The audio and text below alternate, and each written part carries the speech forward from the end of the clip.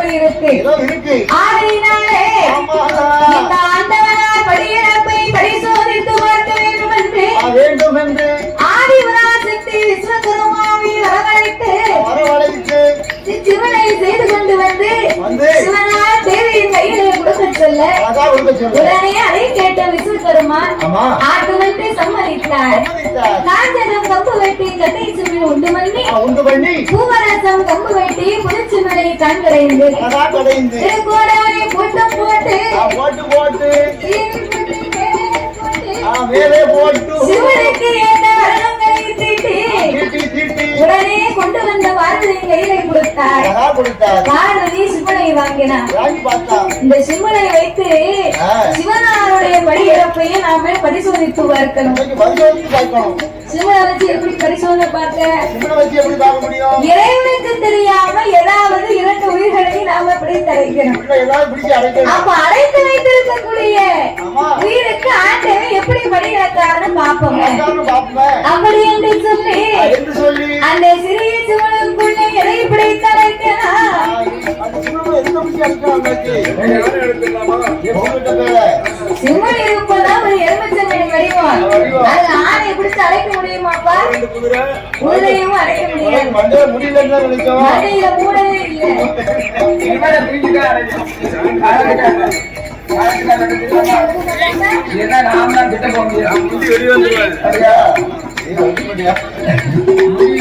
சிறிய சிவனுக்குள்ளே எதை பிடித்து அடைக்கலாம் என்று பார்க்கும்போது பார்வதாதேவி எதை பிடித்து அடைத்தால் தெரியுமா?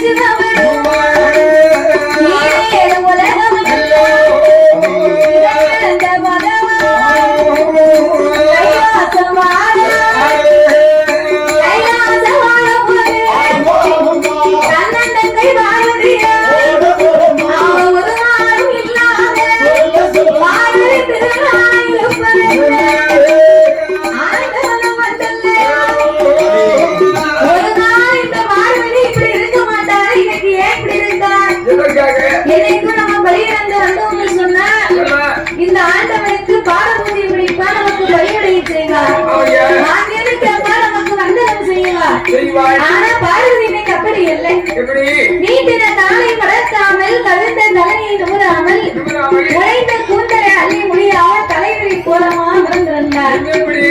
கண்ணீரும் கவலையும் கொண்ட கட்டழகி அமர்ந்திருக்க பார்வதி ஏன் அப்படி இருக்கான்னா, நம்ம கவலைப்பட்டு இருந்தால்தான் இந்த ஆண்டவை என்னன்னு கேட்பாரு.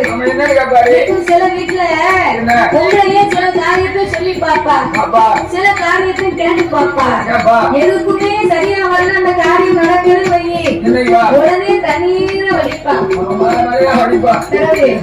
தண்ணீர வடிச்சா என்னாவோ அந்த ஐயாவுக்கு மனசே இறங்கிடும். சில பேருக்கு தண்ணீர் கண்ட உடனே கவலைப்படுவாங்க. ஐயோ நம்ம மனைவி கவலைப்படுத்தாத கஷ்டப்படுத்திட்டோமே அப்படின்னு நினைப்பாங்க. நல்ல மனுஷனா இருந்தா நல்லஞ்சிக்காரமா இனிவாரு இவருக்கு வேலையே இல்லாம போயிருவார்.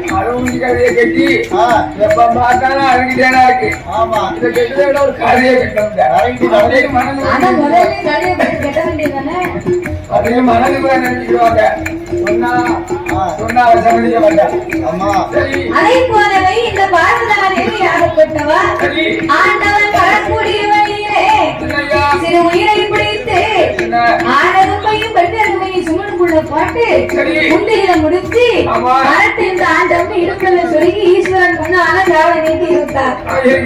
ஆண்டவன் பார்த்தார். என்னைக்கு இல்லாம இன்னைக்கு பாரதி இப்படி எல்லாம் இருக்கா வெட்டிலாம் போடுறாங்க. அப்பா சக்தி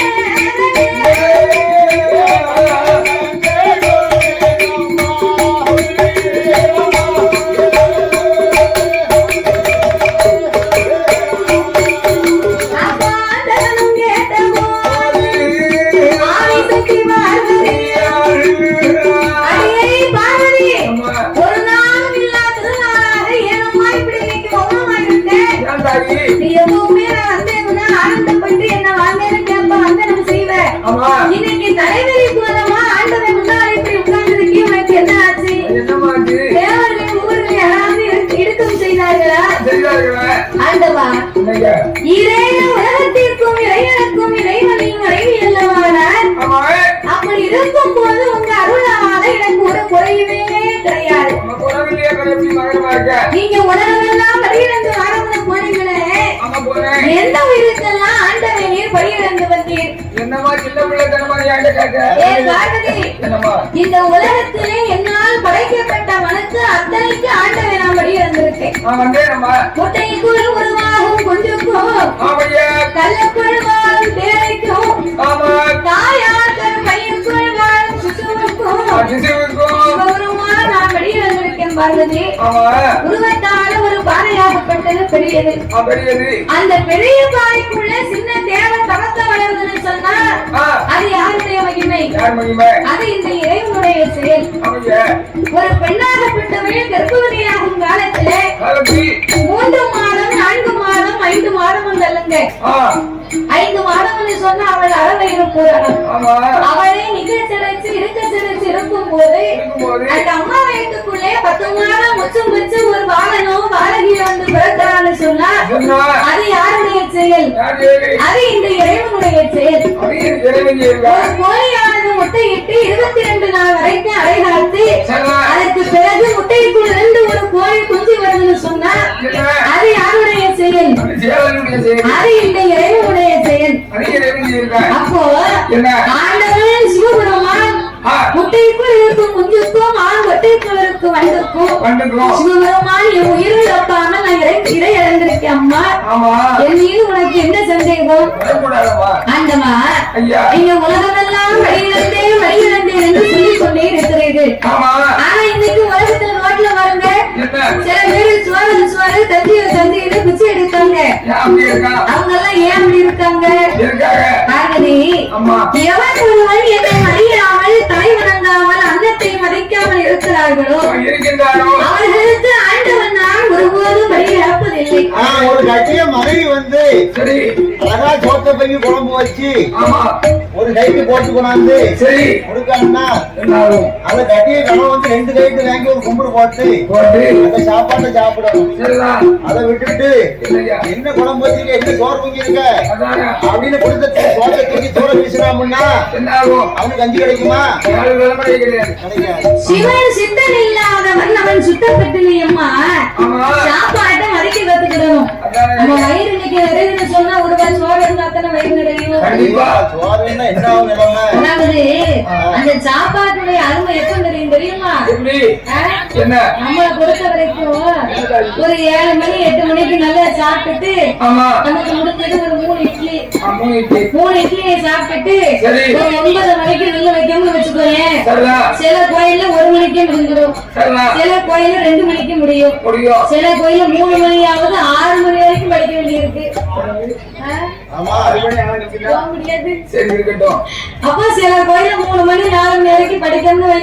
ஆமா படிச்சு முடிச்சிட்டு எல்லா மக்களும் ஏற்கனவே பூஜை முடிஞ்சு வீட்டுக்கு போயிடுவாங்க. சரிதானே கோயிலையும் சாப்பாடு இருக்காது, இருக்காது எல்லா வீட்லயும் கதவு அடைச்சிருவாங்க. ஆமா நமக்கு தங்கறதுக்கு ஒரு இடம் கொடுத்திருப்பாங்க. கொடுத்துருப்பாங்க சாப்பாடு வாங்கி வச்சா இருக்கும், இருக்கும் வாங்கி வைக்கலன்னா என்ன ஆகும்? இருக்காது சில நேரம் வாங்கி வச்சாலும் கெட்டு போயிடும். சரிதா அப்ப போய் படிச்சு முடிச்சிட்டு சரி 4 மணிக்கு இந்த வயல் பசியில போய் எங்கடா சாப்பாடு கிடைக்கும்னு சுத்தி இருக்கும் பாரு. ஆமா பழைய சோறு கிடைச்சாலும் போதும்டான்னு இருக்கும். சரிதான் அப்ப என்ன சாப்பாடு கிடைச்சாலும் கிடைச்சாலும் உப்புறக்கு உரப்புறக்கு குழம்புக்கு கூட்டு இல்ல என்ன இருந்தாலும் இல்லனாலும் அந்த சாப்பாடை கண்ட உடனே தெய்வம் அமிர்தமா தெரியும்.